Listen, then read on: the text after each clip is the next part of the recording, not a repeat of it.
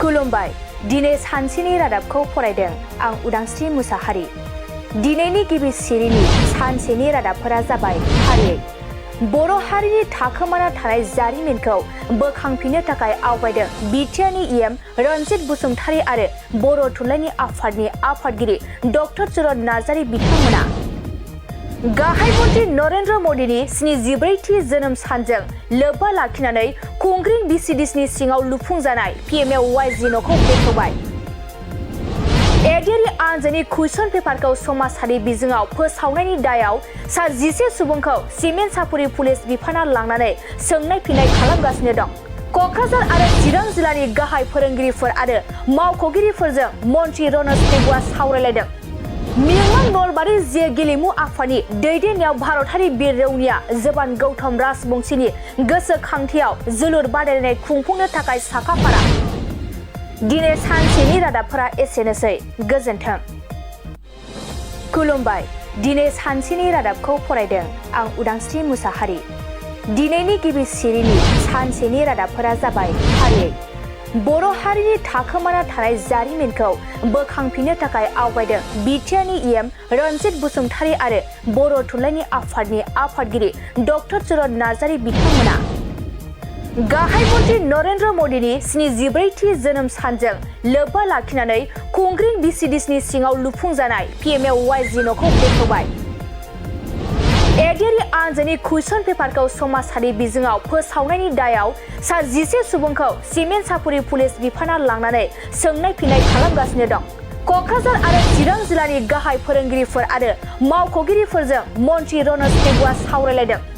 मिमां नलबारि जे गेलेमु आफादनि दैदेननायाव भारतारि बिर रौनिया जबान गौतम राजबंशीनि गोसोखांथियाव जोलुर बादायलायनाय खुंफुंनो थाखाय साखाफारा।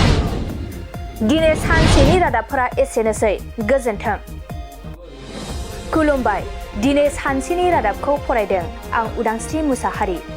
दिनैनि गिबि सिरिनि सानसेनि रादाबफोरा जाबाय फारियै बर' हारिनि थाखोमाना थानाय जारिमिनखौ बोखांफिननो थाखाय आवगायदों बिटिआरनि इएम रनजित बसुमतारी आरो बर' थुनलाइनि आफादनि आफादगिरि डक्टर चरण नार्जारी बिथांमोना गाहाय मन्त्रि नरेन्द्र मदिनि 74थि जोनोम सानजों लोब्बा लाखिनानै कंग्रिं बिसिडिसनि सिङाव लुफुंजानाय पिएमएवाइजि न'खौ बेखेवबाय।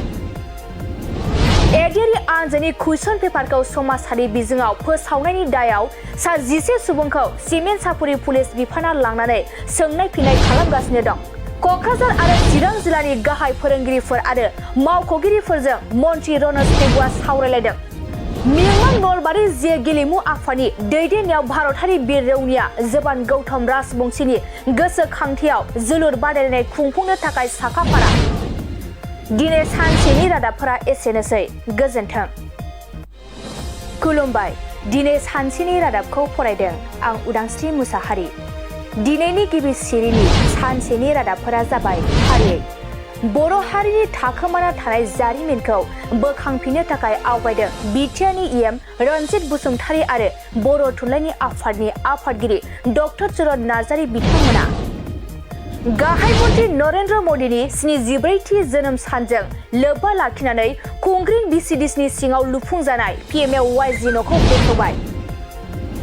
एडिआरइ आनजादनि कुइसन पेपारखौ समाजारि बिजोङाव फोसावनायनि दायाव सा 11 सुबुंखौ सिमेन्ट सापुरि पुलिस बिफाना लांनानै सोंनाय फिननाय खालामगासिनो दं। क'क्राझार आरो चिरां जिल्लानि गाहाय फोरोंगिरिफोर आरो मावख'गिरिफोरजों मन्त्रि रनज पेगुआ सावरायलायदों। मिमां नलबारि जे गेलेमु आफादनि दैदेननायाव भारतारि बिर रौनिया जबान गौतम राजबंशीनि गोसोखांथियाव जोलुर बादायलायनाय